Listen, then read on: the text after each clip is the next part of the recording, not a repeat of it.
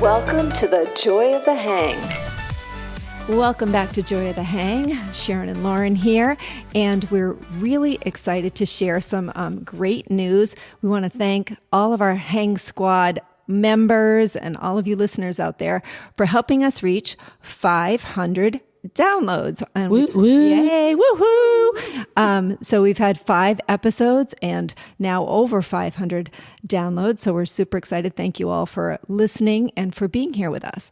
And today we're excited to welcome our guest, Mary Jo Loparco. And she and I met a few years ago when we both first moved to Sarasota. And she is a dear, dear friend. And I'm excited to talk to her today. Welcome, Mary Jo. Hi, MJ. Hello. I am so excited to be here. I did say to Sharon and Lauren, I'm like, I don't know what's interesting about me, but I'm so thrilled to be here talking with both of you. And I've heard all of the podcasts so far, and they are just great. I love them. I laugh every time. There's something always funny and interesting, and I'm so excited for both of you. I think it's great. Oh, MJ, thanks for being here. And you always say you don't have stories, and then your comment of you don't have stories is always followed by some really fucking good stories. So I think we're going to have at it today, and I'm really excited to hear what you have to say and the stories you have to tell. But I do have to ask you, what are you, like, did you do something recently? Your skin looks insane. Well, so like, be honest. Okay. Wait, are you okay telling us how old you are? Yes. Okay. Yeah. So Tell us. I am 58. I'm going to be 59 in June this year. And honestly, I've tried everything. I've tried every single potion, powder, cream, everything. And a friend of mine, thank you, Trish, by the way, if you listen to this, she turned me on to Armra, which is the bovine colostrum. Oh my God, that's been in my cart like a million times thinking I'm going to buy this. And then I'm always like, you know what? There's so many collagen powders. It's probably all bullshit. You have to get it. I swear. Let's spell it for our listeners who didn't quite hear that. Yeah. So it's ARMRA, Armra. Armra. And also, let's be clear, Sharon, that I just asked MJ this, and we don't have any brand deal with this company or affiliation with this company. And I've never heard. I just like to know. Excited to learn. I just want to know why your skin looks so dewy and glowy and fresh. So tell us, you've been taking it for Like 6 months. Okay. And you take it. You can either get it in unflavored powder, or it comes in chocolate, or a chai flavored powder. I take the unflavored. And you just take a little scoop. You can dry scoop it and just put it on your tongue and let it dissolve, or you can mix it in water or a shake. And I take it 3 times a day, and it's given me, I have increased energy. I totally notice a difference with my skin and my hair, and it's been like the thing, my number one beauty, like, hack. That's great. Is it collagen? Is it a form of collagen? It's colostrum, so it's the bovine colostrum. What is it, from the bone? Now see, I'm now we have stupid. to. No, and now you're we have not to at look it up. all. Because Trust me, the second we finish talking, I will be Googling it and I will be making a purchase. Sorry, honey. I will be making a purchase. PhD on it. Right. Yeah, I Look won't. it up. We are not scientists. But it's nice when something actually makes a difference. I mean, I'm all about the lotions, the potions, but you know what? I've found some of my best stuff this way, whether it's mascara or cream or something for my hair. I just flat out ask people, like I just asked you, because why, I'm saying you look good, so why would you not? And that's how you learn about something. Right. It's like, where did you get your hair done? I want to know. 'Cause Yeah, I don't get right? That salon. Yeah. Yep. Yeah. Yeah. A girl's got to help a girl out. They absolutely do. Yeah. That's why we're friends. Right. It's all about women empowerment. So I obviously call you MJ, and Sharon called you Mary Jo. So which do you mostly go by? So that's so funny, because I always was Mary Jo or Mare in my early, Mare, yeah. years, and especially Mare when I was doing something, bad or wrong by my parents. But all of a sudden, Like what? I'm kind of curious. What can we interject a second? Time out. What were you doing bad that would make your parents call you Mary Jo? early MJ was was she was the death of my mother. My poor mother. I was such a horrible child growing up. I was a partier. I did some things that my mother always found out about too. So I don't know about you in high school. We always did this senior vaudeville act. It was the big thing when you graduated. The senior class would put on this big production and show, and everybody, parents, relatives, would all come and watch it. And so that night, my parents were there with my grandparents and friends. They were all there to see me perform, and little did they know that I was back home in bed. I had had quite a bit to drink. I did a little pre-show partying. Oh, wow. And my whole family was in the audience. Oh, no. My mother's like, there she is. And my father's like, no, there she is. And my brothers are sitting there saying, she is not there. I know she's not there. That is not her. And they came home and found their little girl in bed, kind of had a little too much to drink. And the first thing the next morning my mother did was shove a vacuum cleaner in my hand at 6 o'clock in the morning. She's like, you're cleaning the house, and I don't care if you don't feel good and you're hungover. This is what's happening to you, and you're grounded. I'm a little concerned that both your mom and your dad had no idea who you were. I'm a little concerned. They're like, there she is. You know, I didn't have like a starring role anywhere, and I was in the They must have had back row seats. That's my daughter. No, that's my daughter. I think my mother was being hopeful. She's like, yes, there she is. So, boy. Anyway, and so I did some things, but MJ all of a sudden became my name once I went to college, and all of a sudden I became MJ, and I kind of liked it. So I hated the name Mary. I just hated it. I thought it was so common. I was like, if I could change my name, I would do it. So I felt the same way about Sharon. There just weren't a lot of Sharons. Well, there weren't a lot of, like, now they have such unique names. I mean, you know, my kids are, you know, Jordan, Davis, Jack is a family name, so that's kind of normal. My twin sister's kids are Kate and Kerner, but you look at, you know, you think, okay, Sharon, Mary Jo, I'm Lauren, my twin sister is Catherine, and my older sister is Jessica. I mean, the names were pretty, like, plain Jane, and there were like 500 Jennifers. Just there was nothing unique about names when all of us were young, whereas now they're pretty fun, although certainly the spelling makes it difficult. I mean, people spell names so crazy that I used to tease with my son Jack, oh, his name is Jack, but we spell it PQXYZ. Right? Because these names all have like a Y where there should be an O or an I, or they're just very unique. They have apostrophes in them, or... It's funny because, you know, my husband and I were friends when we were younger, and I was always Mare.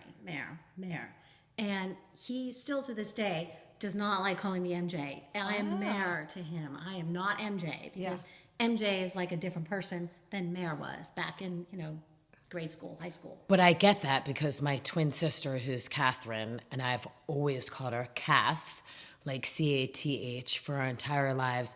I called her one day when we were like 40, and her voicemail said, hey, it's Kat, leave a message.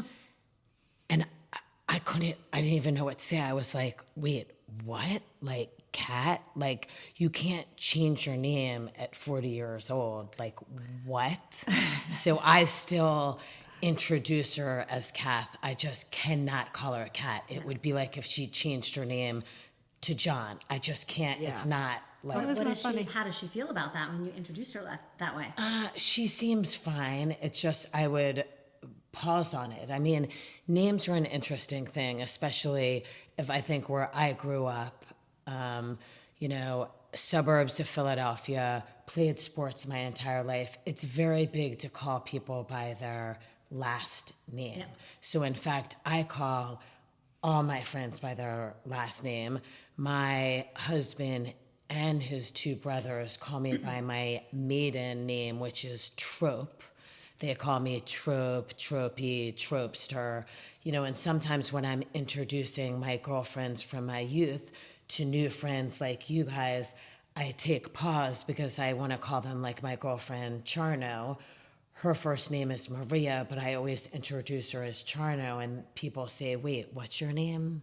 Yeah. I think it's so interesting, though, when you think about it, because I have a couple different, it's MJ, it's Emmy, it's Mojo to some people. Oh, I like that. Most of the time it's MJ, but I know, like, there's almost a different, like, persona that goes with my different names, okay. depending upon You have the multiple friend personalities. group, or I am a Gemini. I am a Gemini, but it elicits something a little different sometimes with the different nicknames. So I'm jealous. I only have Sharon. Nobody ever called me by my maiden name. Nobody calls me anything but Sharon. You guys need to think of something. All right, we'll for think me. of I'll come up with a nickname for you. Please, by This the should next be a listener episode. challenge. Yeah, Listener listeners, challenge. give me a name. So MJ, you just mentioned a second ago you were a Gemini. So I have to admit, I am horrible with that. I know that I am a Scorpio. I know my husband's a Virgo. I'm embarrassed to admit I think I only know what one of my 3 kids is, who was born in May. She's a Taurus, and that's easy to remember because they're difficult sometimes My to husband deal is with. one. Okay, but Yes. I was going to say, what is a Gemini?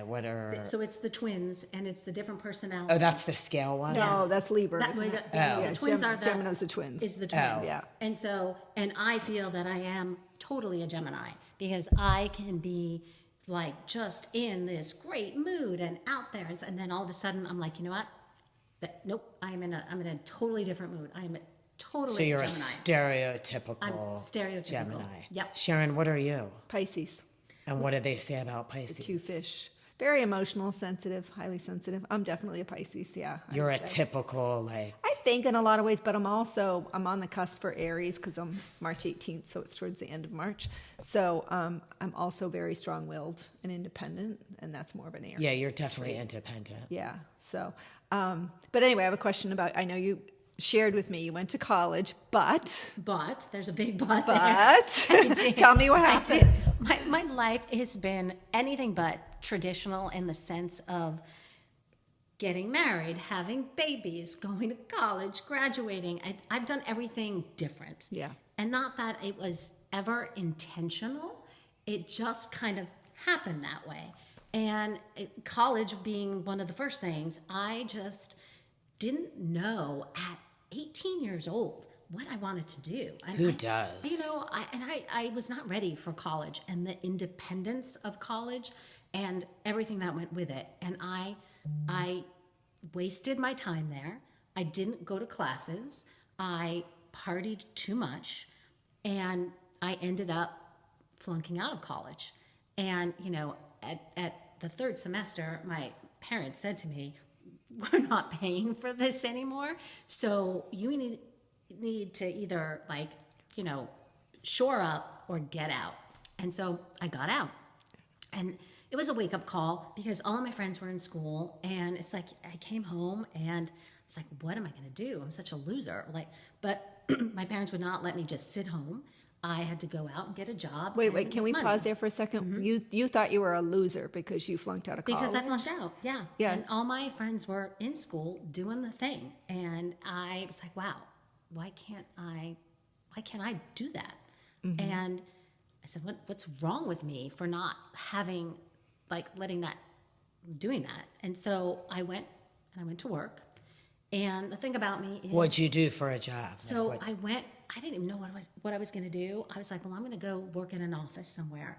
And I went to a temporary staffing agency, and they hired me as their receptionist.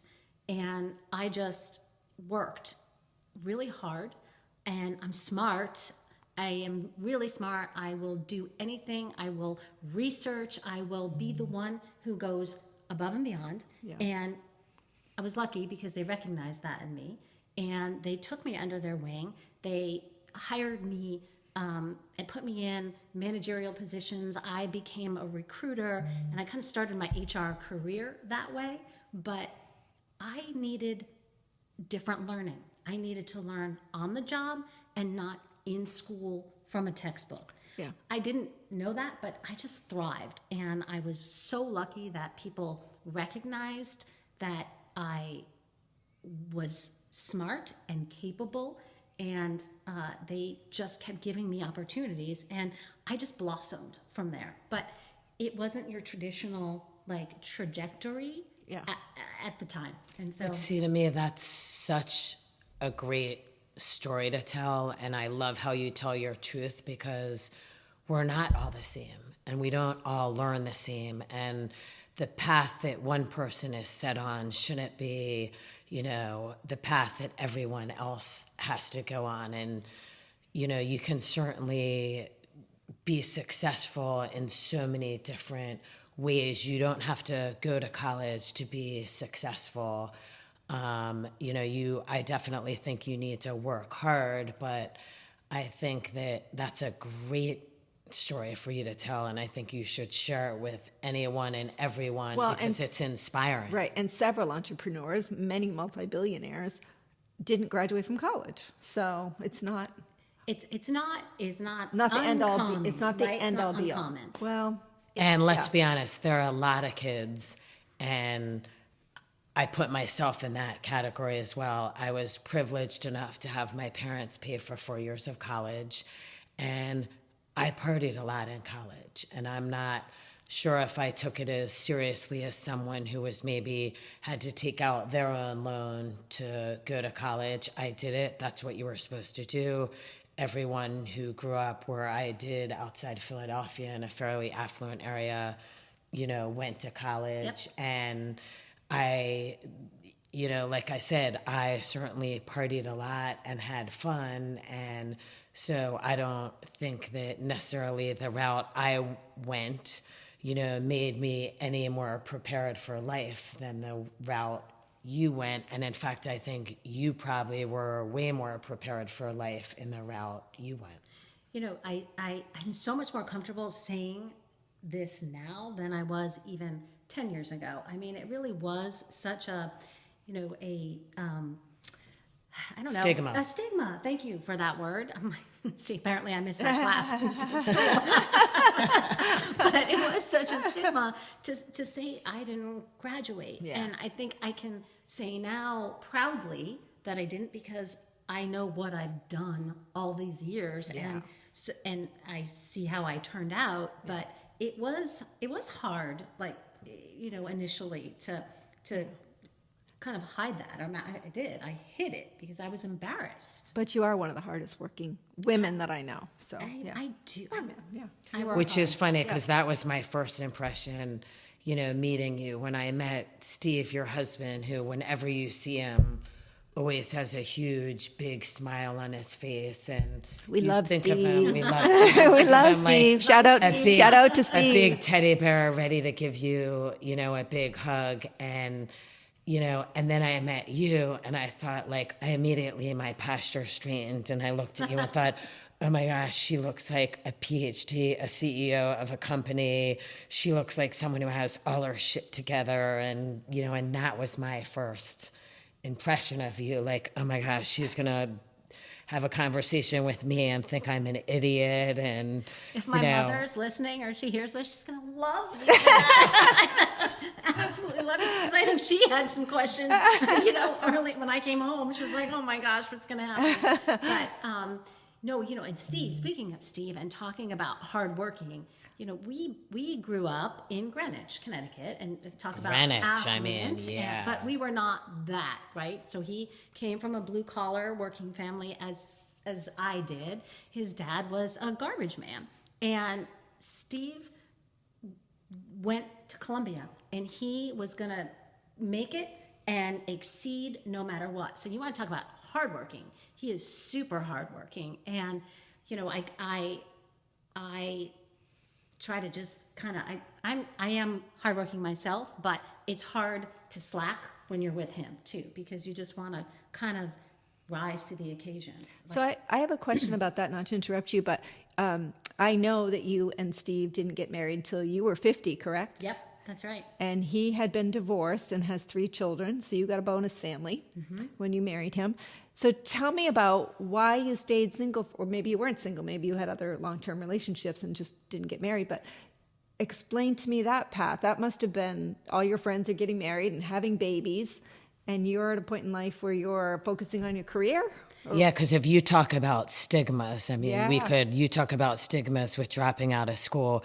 There are lots of stigmas which are not fair. And I really want to dive into this about a woman that, doesn't get married right away or have kids, what have you. So please share. Yes. So, here, so we said I'm almost 60. So coming up and growing up, it was a different time. It's not like it is today where, whatever goes, right? Today and back when I was, growing up, it was like just the common thing, right? You are going to graduate from college. You are then going to work, but then you're going to get married. You're going to have kids. And that's, that's what it's going to be like. I'm the oldest of 3 kids in my family. I'm the only girl.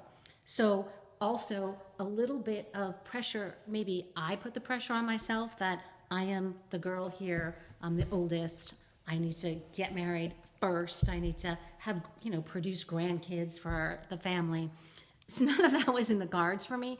And, Sharon and I were talking, and I was saying, not that I actually planned any of this out. My life just kind of unfolded as I went along. But I think the biggest thing for me was that I said to myself, I am not going to get married just because I'm going to get married. I am going to get married because I'm in love. Like that was my like goal, my marching orders, my whatever you call it, your vision board. Like I am not going to just put a ring on it and settle. I had too many friends who did that and it didn't turn out well. And I'm not going to have kids just because my clock is ticking. I love kids. I'm the best aunt ever. And I know that I would have been a great mother. I'm a good mother to my bonus children, but I would have been a great mother to kids and raising them. But that wasn't my main priority. It was to be in love. And so I did not get married until I was 50. And that was the first time that I got married, not the second time or the third time, but the very first time that I got married. And I waited, and it was right. It was the right decision. It was so hard, though, from my late 20s even to my early 40s to live that, because all of my friends were married, kids, and going through things that I didn't experience and I wasn't experiencing. And so it was really hard. So were you perpetually dating during that time? I was. Okay. I was dating, and I was just focused on working and my career. Yeah. And so that gave me enough, and actually it gave me more than what I really thought I would ever do in my life, because again, coming from a very traditional Italian family, oldest daughter, the thought is always there, oh, but you're going to get married, you're going to be a housewife, you're going to, love your life and your kids. And that's not what I did. And I ended up actually having really great career and doing things in jobs that I never thought that I would ever have done. I worked for a global aid organization and traveled to Haiti after the earthquake and went to El Salvador and did things that I was like, wow, I sit back and think about that and say, if I got married at 25, 30, I wouldn't have done those things. But I'm curious if your friends were honest with you, because I'm all about that now, just being truthful, being honest about your life. And I was working with a PA, a physician's assistant, who was 30, and we had a conversation one day, and she said she was bummed out. She just assumed by at this point in her life she would be married, have a kid, and she sort of felt almost like a failure. I mean, she's a PA and, has a successful career. She was great at what she did, and I said to her, hey, Christina, I, adore my husband. I won the lottery when I married him. I have 3 kids I'd die for, but this isn't where I thought I'd be in my life. I thought I was going to be CEO of a fashion company. I was going to live in a penthouse in New York City and have, a driver and a closet that I could push a button, like Clueless on spin. And And that's okay. That sometimes we have this vision of what we thought our life was going to be like. And I think that's part of, the problem that I'm hoping is changing for young women in our world, that there's not one set lifestyle to have that will make you happy, and what works for your sister or your best friend, and they might be really happy being married and having kids. That doesn't, mean that you can't have just as a rewarding life being, single and not having kids. I mean, like I said, I would just hope some of your friends were, honest with you and would be like, oh, this sucks. My body looks different. I can't sleep at all. I'm not having sex like I used to. I'm with kids all day. I went to college. I have a 4-year degree. I'm very smart. And now I'm like wiping my kid's ass every day and, cleaning up Cheerios that are spilled all over. Like, it's... Yeah, so I think that's interesting. But I want to ask you a question. Okay. Is what you're doing what you thought you'd be doing? Like, did your life roll out the way you thought you wanted it to? No, not at all. So I was very driven. I actually put myself through college. So I've said this before on an earlier episode. I grew up poor, so I had to find a way to put myself through school. So I thought I majored in journalism and was hoping to be the next Katie Couric. I wanted to be, on NBC broadcast. You would have been a television. great Sharon, not Katie Couric. You would have been a fabulous Sharon on TV. Thank you. But I remember going to a Dan Rather conference in D.C. and he said, I'm there with another classmate, and we had gone down just to go to this conference, and Dan Rather said, look to your left, look to your right. One of you will not be here, will not make it in this industry. Because At the time, that was pre-CNN, pre-24-hour news. There weren't all these stations. There's still the major three, right? NBC, CBS, ABC. And I thought, I'm going to make it. Like, I'm going to be the one still standing. Then I met my husband senior year, and ex-husband senior year. And, and my daughter and I have talked about this several times, is that, I made a choice to be near him. And so senior year of college, when I should have been looking for a job, a career, anywhere in the world, which is what I wanted. That was my dream, to be anywhere except for Maine.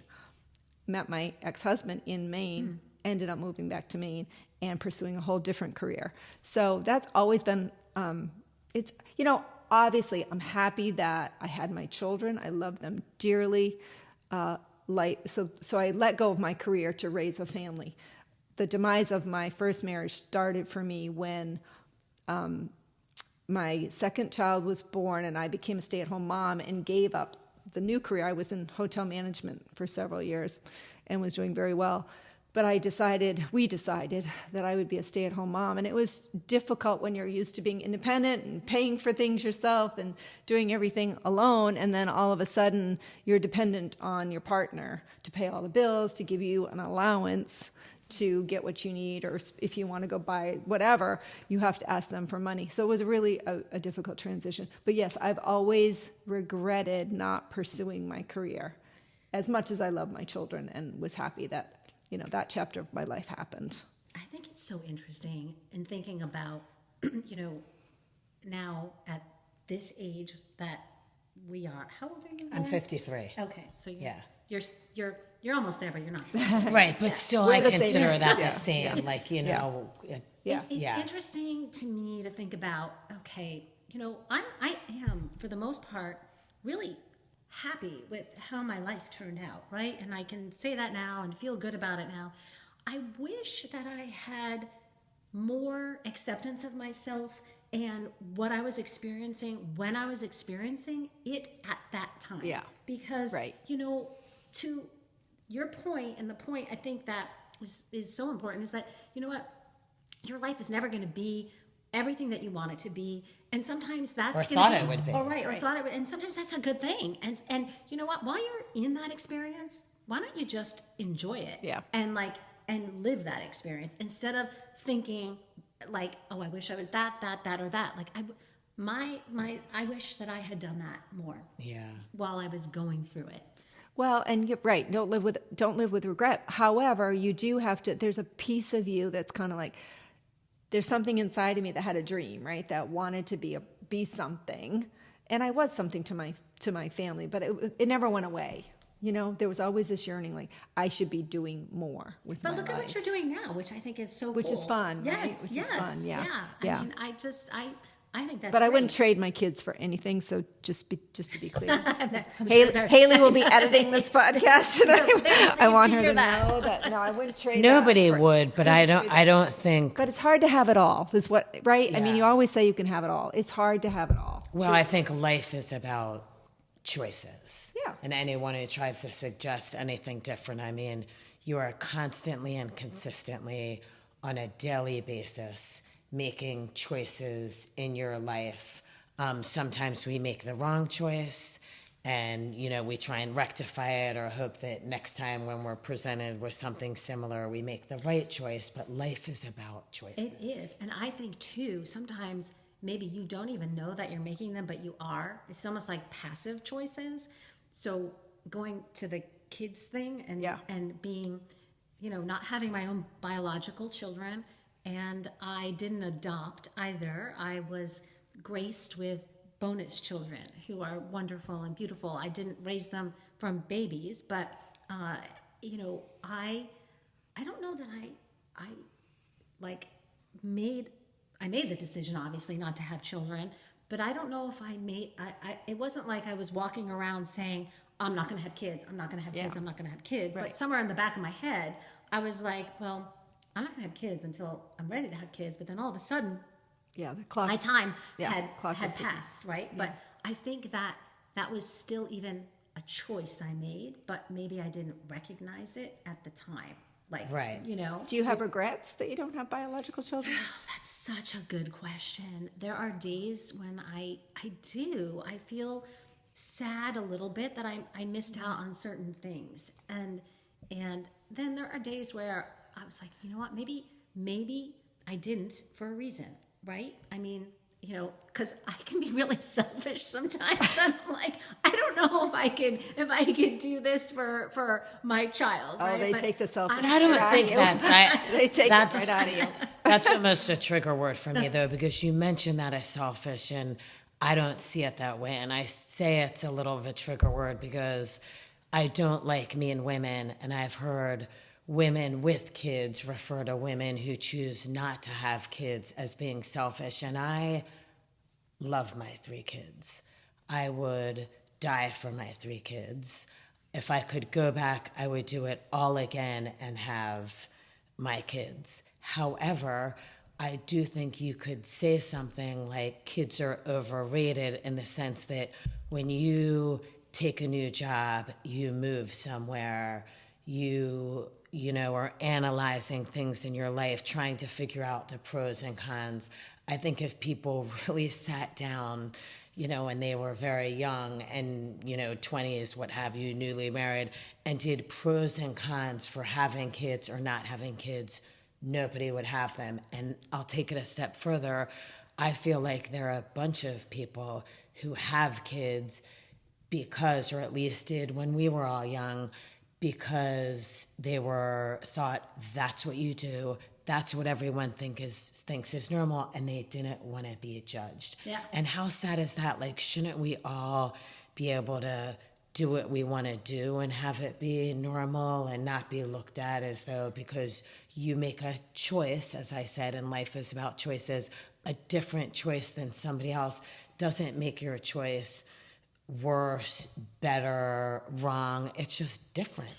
Well, so I have this vivid memory of my mom, like when I was a teenager, right? And when you're a teenager, I was not nice to my mother sometimes. I wasn't either. I was really a horrible teenager. Sorry, Mom, I love you so much. She's my best friend now. But I remember saying to her one day, Mom, why don't you get clothes that are a little more like go buy this. Why are you wearing that? And she basically said, because we can only afford to have you be in like that. And I was like, oh. I was like, oh. And so when I say I wonder if I could have made that same, I'm like, sacrifice. I'd rather have that cute top than, I mean, obviously I wouldn't, Right. I would take care of my children, but I'm like, wow, that's, But to that note of not being aware, I lost my mom when I was 21, so well before I got married or had kids. And I remember later on after having my kids thinking, holy shit, my mother was like Meredith. Like, she wasn't just somebody's wife. She wasn't just somebody's mom. She was like Meredith Stabert, who had goals and dreams and aspirations. And I don't know what was in her head, but she wasn't just like my mother and my, father's wife. And it was so like mind blowing to me because as a kid, and I was the same as you, I was a little asshole in high school, and thank God when my mom died, we had a great relationship. I had graduated from college. I wasn't a little asshole anymore, but it just was, I just didn't see my mom as anyone other than someone who was there to like be my mother. No. So, Well, and to that point though too about selfishness, I feel like, the message I want to share with younger people is it is not selfish for a mom to take care of herself and to take time for herself. That's not selfish. Self-care is really, really important. Yes. And to do things you enjoy while you're raising your children and not making it all about them. Lauren and I have talked about this a lot. Like, you've got to have your own life, your own self-identity, your own date night with your spouse. Like, that's really important because there's going to come a time when the kids aren't there anymore. And you have to make sure that you're fulfilled in other ways. Yeah. That's why I said part of the demise of my marriage was I was so focused on taking care of my ex-husband and my children, I lost myself. And you cannot do that. You've got to make sure that you're doing something you enjoy. it's hard to do that. It is hard. It is hard, but you have to. It's And I'm important. gonna throw out the cliche that everyone uses at some point, that there's a reason on the airplane they tell you that you need to first put your own mask on before you put your kid's mask on, because if you pass out, Right. your kid's going to die because you're not going to be able to put their mask on. Right. So it's the perfect analogy It is. in life with, if you don't take care of yourself, you're going to be no good for anybody else. 100%. You can't take care of them if you're not taking care of you. But question, how'd you know Steve was the one after 50 years of being single? Well, so the secret is I knew he was the one back when I was in junior high school. We grew up together. He's 2 years older than I am, and our families were friends, and we knew each other. And I knew that he was one way back then. But of course, we were young and Way back how when? I mean, like you were 6 and he was 8, or like junior high. You were okay. I'm just talking checking. High, I high mean, school, pretty much. okay, yeah. And Like 11 and 13. 11, 13, 14. Steve-O. I loved him back then. We love him now. So I don't know. Again, not like one of those things that was like the choice that I was saying it here, but it must have been in the back of my head that the whole time. And I had relationships and serious relationships. And there was actually one person who I was hoping would propose to me, but that never happened. So, it wasn't like I was like waiting for Steve, but when he ended up getting married, his marriage didn't work out. I ended up introducing his brother to his wife, and that's how we reconnected, actually. Wow. So his brother's wife is a friend of mine. Okay. And his brother is single, and I said, "Oh my gosh, you need to meet, Anthony." And I set them up. They ended up getting married, and at the wedding was when Steve's marriage it was over, and we reconnected then at that point in life. And right away, I knew. I was like, "This is it." Did he know?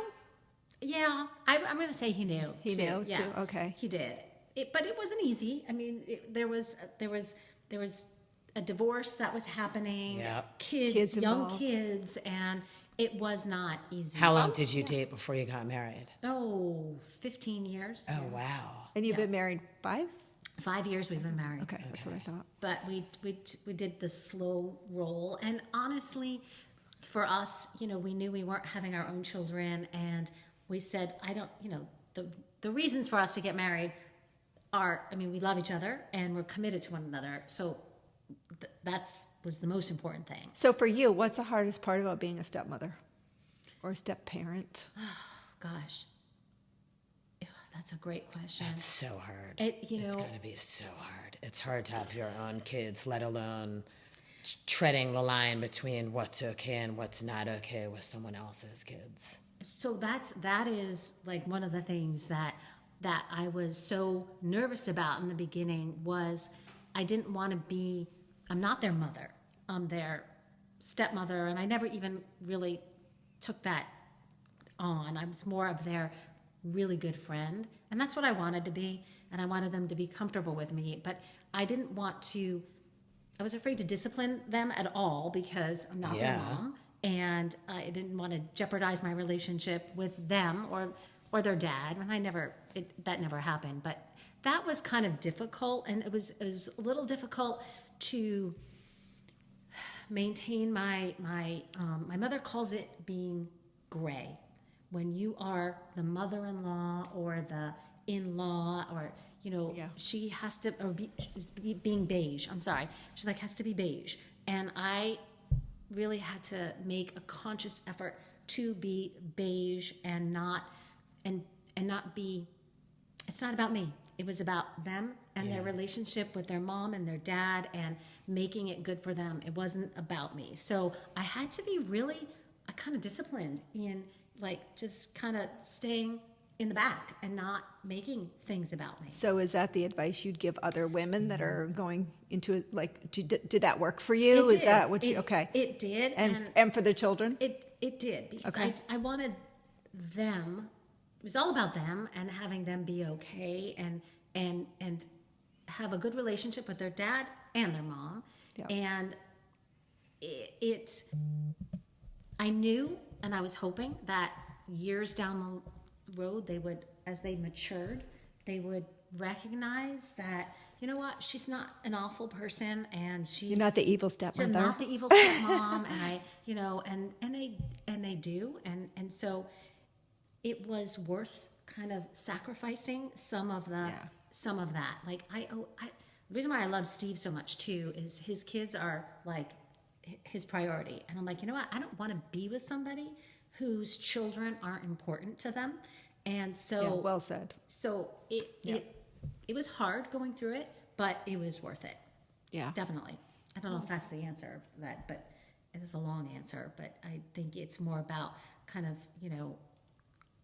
just not making it about me. It's not about me. It's about the kids and making sure that they're okay. Well, I like how it makes me understand why you've been so successful in business, because you have a great way of analyzing it, sort of taking the emotion out of it and sort of figuring, okay, at the end of the day, what's the result I'm going for? The result I'm going for is I want to have a great relationship with my husband as well as, my stepkids. So what do I need to do to get that result? And if it means being beige, then I'm going to be beige. Yeah. It's a very mature way to look at it.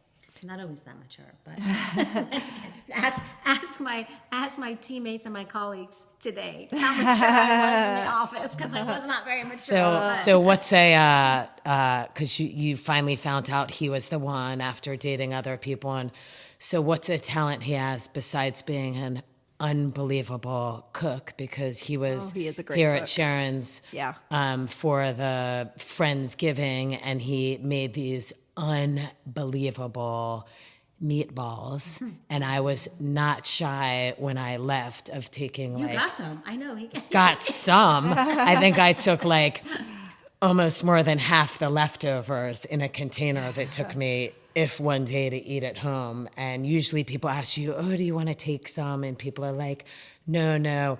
I think I didn't even answer. I just went into Sharon's pantry, got a plastic container, started filling it up before anyone even asked me if I wanted some. No, only special people get those. But what's besides being he's passionate, and you know what I love about my husband is he's curious, and so his special talent is he will just figure something out, and he will see something and he'll say, I'm interested in that, and he'll go research it.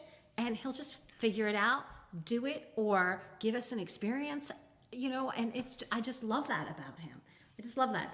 That's so not me, because I could be fine sitting home, reading a book, but that's not him. He just will do the thing. So you shared something with me earlier, and I hope it's okay that I bring it up. You shared that you and Steve also own a business together. So you're together 24/7. And you shared that that's a little bit challenging and it can affect your sex life. Is it okay if we talk about that a little bit? I think that's, for a lot of couples, that's a real challenge. And especially at our age when we're also going through menopause. Yep. And so we're going through some physiological changes at the same time. And you've got the added stress of being together all the time. So how do you keep it spiced? How do you keep the love life spicy and exciting? And you've been together 20 years, and you don't know the answer, right? I don't know how exciting he'd say it is, but I think what is so important and what I've learned and have experienced is that you have to take time for yourself, right? And so the thing about Steve and I before is that we would be apart for most of the day because he would go and be doing his thing, I was doing my thing. And when we came together, it was like, oh gosh, I haven't seen you in a while. This is great. It's like, I'm wonderful to see you. We are together 24/7. Yeah. Like, we are talking work, we're talking kids, we're talking life, and it's stressful, and it can be really just a drain on your personal relationships. So we've really made a rule that we don't, we've stopped working at home for the most part, and when we go out together, we try and we don't talk about work, and we talk about life and other things that, are not work, because that just ruined, we had a rough patch the first year that we started our business because it was just really stressful. Yeah, I don't mean to get too personal, but do you still have date nights? We do. Yeah, okay, we do. And it's so much fun to have date nights around here, but we still have date nights. We still make time for ourselves. And honestly, we have such a good friend group, but there are times when we said, you know what, just the two of us. It's just the two of us going out. We don't want to go out with the gang, but we just want to be There's a big friend group here for sure. Yeah. I think it's so important to acknowledge, though, the fact that it's not easy all of the time, or you have to make the conscious effort to, make something work. And that I do feel sorry for, I guess I am judging. I was going to say not to judge, but sometimes I, watch these things on TV or social media with all of these young women in relationships getting married, and it just seems that they have that all this effort is put into the engagement, how the guy is going to ask them to marry them, and everything's put on film, and then they re-show it, and then all the preparation for the wedding and what they do, and they just have created this whole idea of something that doesn't exist.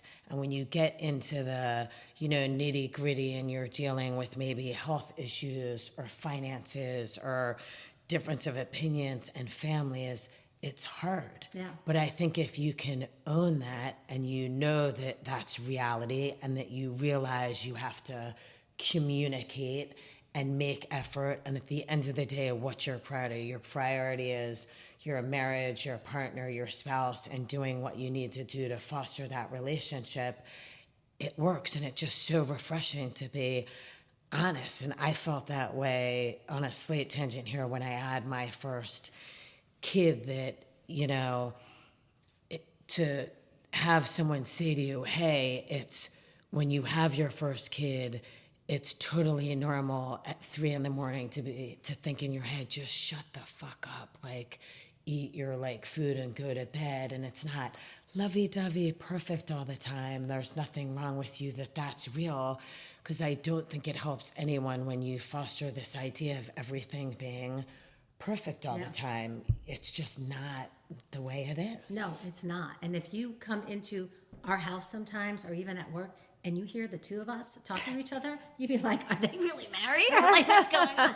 Because we get real with each other. But I think that's healthy. I mean, Well, you're both Italians. yes, too. that's You're very passionate, fiery. touching anybody in our office, they'll be like, oh my God, okay, that's Jay and Steve, there they go. They're going at it. My mother-in-law used to tell me this sort of little story about having kids, but I think it's something that's good to tell with chaos in life, because it could really work in any avenue, not just having kids. But she talked about having her 3 kids, which she had back to back, and said, basically in life, like if you can't at say 7 a.m, take a huge, large, super-sized family box of Cheerios and spread it all over the floor of your entire house, and like then leave to go do whatever it is you need to do, whether it was say like you need to go to work, whatever it is, but you can't leave and then deal with all of that later,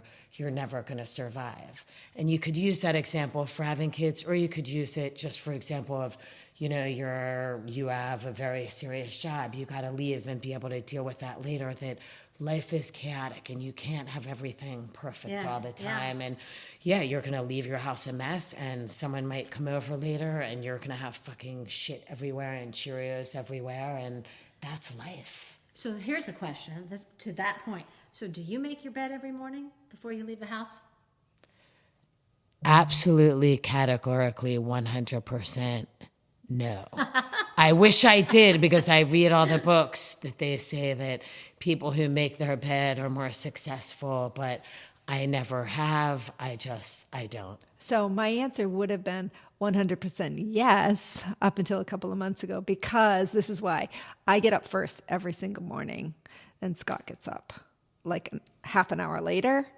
And so I'm like, okay, you got up last, you make the bed. He never makes the bed, so it doesn't happen. But it drives me nuts. I really am one of these people that like to see the bed made. How about you? I do too. Yeah, I'm like, oh, I gotta have it made. I can't leave the house without the bed. Well, made. I admit it drives me crazy. I'm the same with the dishes. I'm domestically challenged, and we now I like the room extremely cold when we sleep at night. I jack it down to 64 degrees. I have a fan that blows on me. And finally, my husband said, I'm freezing. We can't share a comforter. Like, we need 2 different comforters. I need one higher end, thicker to cover me because I'm freezing. I was like, oh my God, 2 different comforters. We're getting a divorce. But so I'm domestically challenged in that I kind of try and do it now. It's really hard to make a bed look neat and made with 2 comforters on it that you have to kind of, I guess, each fold in half. Yeah. I mean, I can't, be honest, can you guys fold the fitted sheet? The fitted sheet. No, absolutely not. I've watched every tutorial there is to watch. Nope. I've YouTubed it. I had my mother-in-law try and teach me. I cannot. Martha Stewart's the only one that can do I can't that. do it. Right? My friend can do it, and I'm like, how the heck did you fold that down? And I try, and I can never fold. They tell you fit the corner and the other corner. Yes, No. it's like diagonal. I'm like, nope, nope. So I just kind of like sort of roll it, Yep. squish it, and then tuck it into the drawer. All right. Here's the other reason I gave up on making the bed, because Scott always wants to have sex in the middle of the afternoon.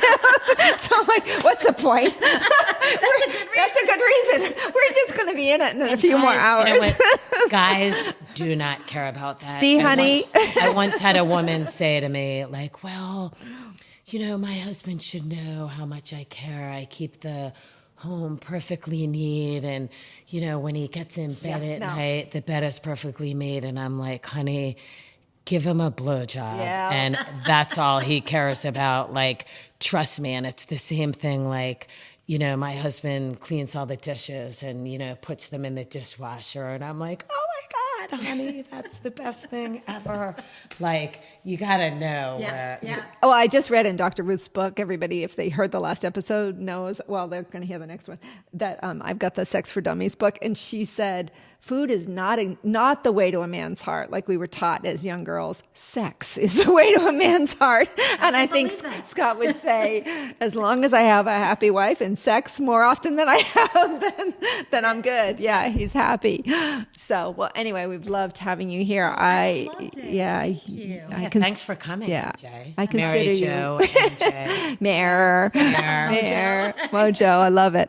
I consider you one of my very best friends, and I am inspired by you and impressed with all you've done and how far you've come. And so I'm really happy that you were here. And let me tell you to all the young girls out there, if this is what you get for not having kids and getting married at 50, you'd think about signing yourself up. I know I'd sign myself up. Yeah, and you reminded us that life is made up of many chapters, and not all of them can be written in advance. Sometimes we have to see what happens, and the chapters get written later. So that's been a great message for us to share with everyone, and you don't need to know in advance what your life is going to be, and it still can be fabulous and wonderful. So, yeah. Here's for what's to come. So thank you. Here's for what's to come.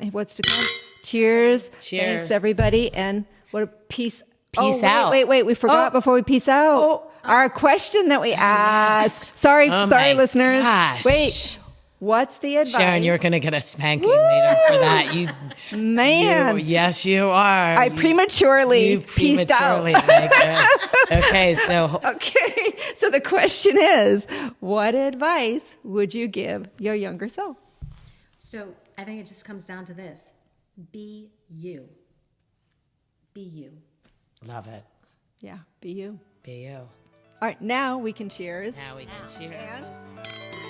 And Peace out.